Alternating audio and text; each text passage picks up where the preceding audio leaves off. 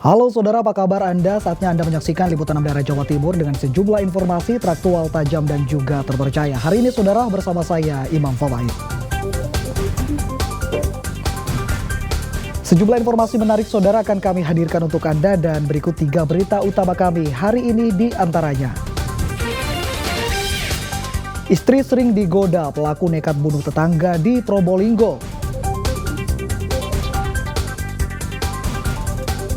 Terjerat judi online dan trading, manajer bank di Pacitan nekat bobol uang nasabah 1,2 miliar rupiah. Sambut Idul Adha, ratusan warga di Lamongan antusias serbu gunungan hasil bumi.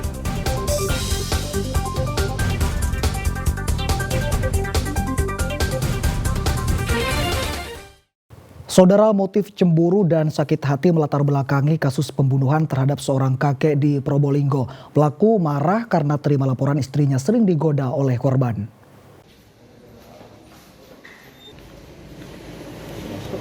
Usai ditangkap, BM mengungkapkan alasannya menghabisi Satap alias Marlis, tetangganya sendiri yang berumur 62 tahun. Pria berusia 30 tahun itu cemburu dan marah karena istrinya mengaku sering digoda korban. Pelaku yang sehari-hari bekerja di Surabaya akhirnya pulang ke Probolinggo. Usai bertemu istrinya di rumah, ia mencari keberadaan Marlis. Saat bertemu korban di sebelah rumahnya, tanpa basa-basi, pelaku langsung menyerang korban dengan senjata tajam. Duel tak seimbang itu akhirnya menyebabkan korban tewas.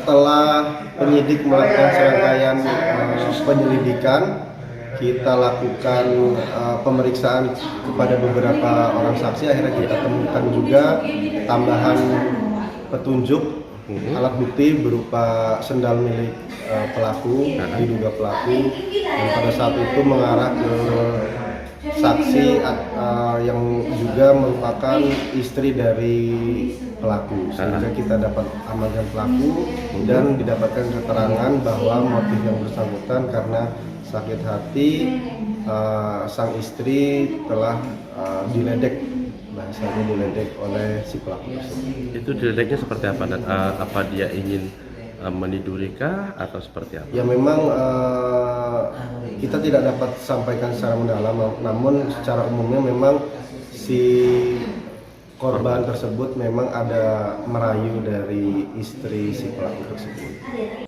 Warga desa Besuk, Kecamatan Bantaran, Probolinggo digegerkan dengan tewasnya Satap alias Marlis di dekat rumahnya, Rabu malam 12 Juni.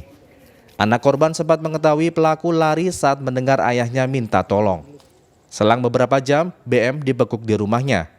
Akibat perbuatannya, pelaku dikenakan pasal 338 KUHP tentang pembunuhan atau 340 KUHP tentang pembunuhan berencana dengan ancaman hukuman 20 tahun penjara. Dandi Ari Gafur melaporkan dari Probolinggo. Saudara, berniat menagih hutang seorang pria di Bangkalan malah dibacok oleh pelaku. Korban menderita sejumlah luka di tubuhnya sedangkan pelaku akhirnya diringkus oleh polisi. Korban Ahsanul Wahyu, warga Bangkalan Madura, menderita sejumlah luka bacok usai dianiaya oleh pelaku Edi Setiawan, warga Kelurahan Kemayoran, Bangkalan. Peristiwa bermula saat Ahsanul menagih hutang ke rumah Edi. Ternyata pelaku malah emosi dan marah kepada korban. Edi kemudian mengambil sebilah senjata tajam dan langsung menyerang Ahsanul. Korban berupaya menghindar dan kabur dari serangan pelaku. Beruntung warga datang dan berhasil mencegah pelaku bertindak lebih jauh. Meski nyawanya selamat, namun korban menderita sejumlah luka bacok di tubuhnya. Pelaku akhirnya ditangkap polisi. Korban ini marah-marah di sana dan tidak terima.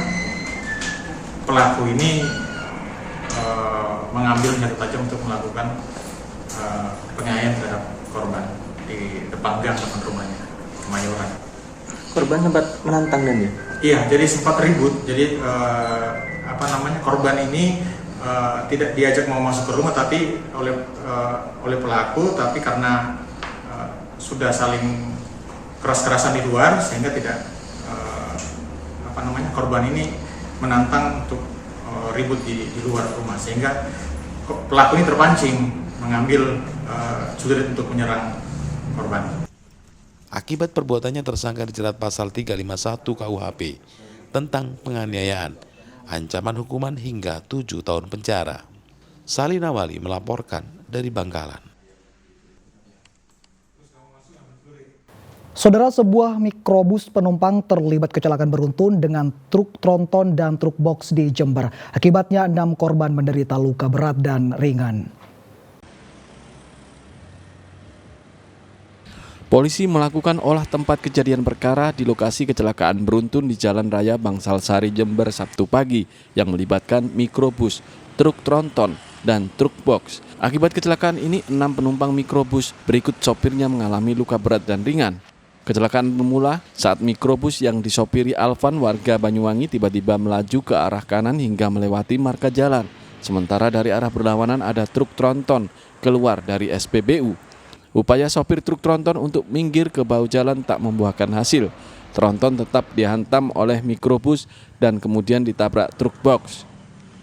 Jadi setelah keluar itu, mobil elop itu dari lampu merah sini sampai sana itu kanan, didim sama saya. Nggak minggir, nggak ngambil jalur dia lagi.